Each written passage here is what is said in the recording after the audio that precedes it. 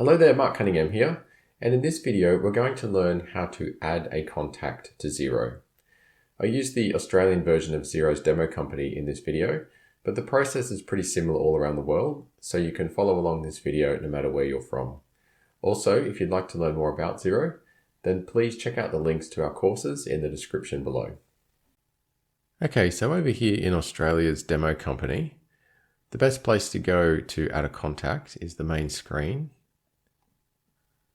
And over on the main contact screen here, you can just click on the new contact button on the top right. Okay, so what you get here is you get a number of tabs that you can tab through and fill in information. So you've got your contact details tab, then you've got one for addresses, financial details, etc. And you can just go through and fill out whatever information you've got for that contact. So not all of the information is required. In fact, most of it's not required. So just go through and fill out what you can. Okay, so the contact name is required. So what I'll do is I'll just put a contact name in.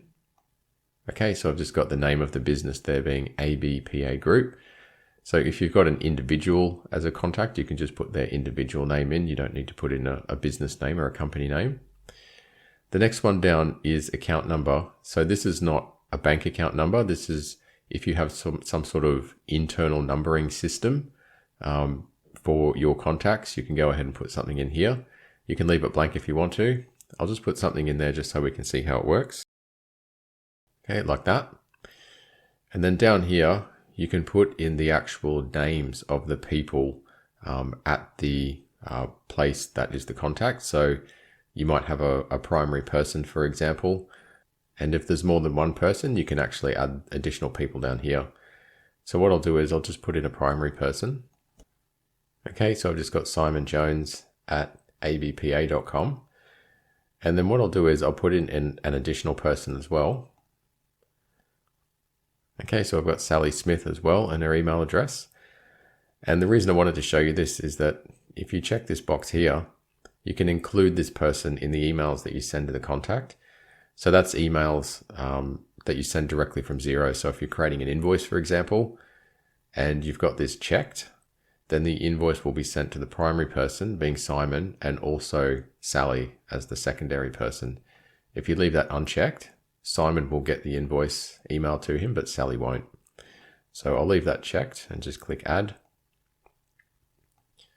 Okay, and you can see down here, it's got that Sally's included in the emails. And you can go ahead and add other people too if you like, and then you can choose whether you want them to be included in the emails or not. All right, further down, we've got things like the phone number here and the website here, which I won't bother filling in because it's all standard stuff. And just down here, because this is the Australian version of the demo company, we've got the ABN, the Australian business number, and also the Australian company number. If you're in another country, you might have something like a New Zealand business number, for example. So just fill in what you can, depending on what country you're from. You can also leave it blank. You can see it's not compulsory. Okay, so that's the first tab. We'll just go to addresses. And on this tab, you can see we've got a space there for a billing address and another one for a delivery address. So you can go ahead and type some information here and it will do a search for you and try and find the address, or you can just click on here and enter the addresses manually. So this is all pretty straightforward. I won't bother doing this, and depending on what country you're from, obviously it will search for addresses in that particular country. So that's where you can put in your addresses for your contact. The next tab is financial details. And this is where you can go to put in some bank account details. So you've got the bank account name up here. So if it's an individual or a business name, you can put in the proper name there for the bank account. In Australia, we put in what's called a BSB code and a bank account number. If you're in the UK, for example, you'll have a sort code and account number. And if you're in a different country, you'll probably have something different again. So you can just go ahead and put this information in here. And then you can use this particularly when you're doing batch payments. So if this is a supplier and you want to include them in batch payments, this is where Xero will go to grab the information for your batch payments. So this is pretty handy to fill in for batch payments. Just bear in mind there's also a reference down here. If you put something in there, it will pull through that information into the batch as the reference. If you don't put something in there, it will grab some information off the bill instead. So again, depending on what country you're from, you might have something slightly different here. But what I recommend you do is you just experiment in the demo company or in your real file and just see what information does come through to your batch, because you want to make sure you get the right reference numbers in there when you're paying a batch, so people know what the payment is for when they receive it. And then obviously down the bottom as well, you've got a currency selector. So if you've got a multi-currency account set up in Xero, you can come down here and select a different currency for that particular supplier or customer, and you can assign that to them. Okay, so I'll leave that blank, but just again, so you know, this is where you can come and put some bank details in, particularly for batch payments. The next two tabs, so the first one is sales defaults. So this is where you can put in some defaults for invoices or quotes or receive money transactions if this is a customer of yours. So you don't have to fill in any of this if you don't want to, but if you do, if you go and create an invoice, for example, it will pull information out of here and put it on the invoice, on the draft invoice. So you can change it in drafts. It's not like this comes through and you can't change it. So for example, let's just say you wanted to put a particular general ledger code for sales in there. Every time you create an invoice, it will put that code in there. And it's also good for things like due dates. So for this particular customer, let's just say you want their due date to be 14 days after the invoice.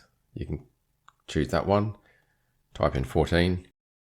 And when you go to create an invoice, it will put in the due date automatically 14 days later. And again, you can change that when you're creating the invoice. So this is pretty handy, but it's not exactly going to be hard coded into the invoice.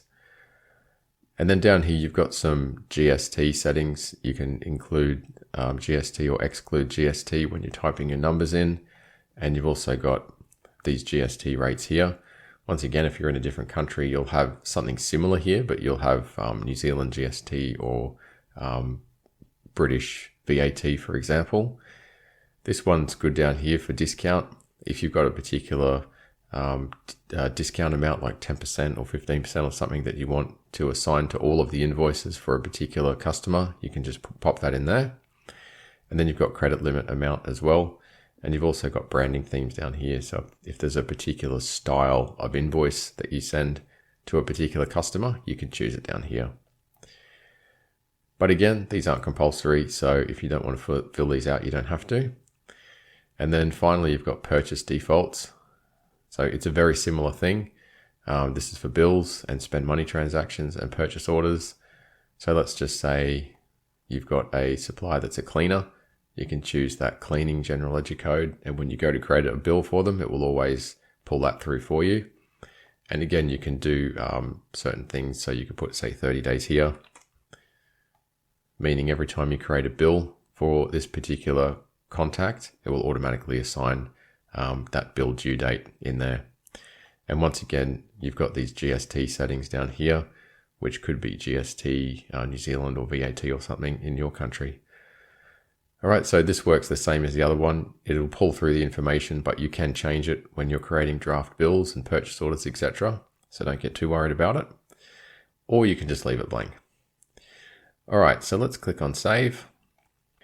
Okay, so now that we've created that particular contact, we're just taken to the contact screen here, and you can see there's a bunch of things along here. There's a place where you can upload some files. There's some options here, such as adding them to a group or merging or archiving them. If you click on edit, you'll be taken back to that same area we were just in. Over here, you've just got these panels that just show you some of the main information that you've put in there as well. So you can just see that at a glance. And then down here, you've got this activity tab where you can see a history of all the activity. So if there's invoices or bills or spend or receive money transactions, etc., eventually they'll show up in the history. And then you've also got a place where you can put some notes if you want to add a note. And then you've also got the ability to connect this contact to your Gmail or your Office 365 email over there. Okay, so let's just go back to the main contact screen, just so we can take a look and see how it's presented here. So there's the ABPA group that we did there. And you've just got a little bit of the information come through here, the contact information. You've got the primary person's email address and that internal account number over there. So from here, you can go on and just manage that contact like all the others. Okay, so that's how you can go ahead and create a contact in Xero.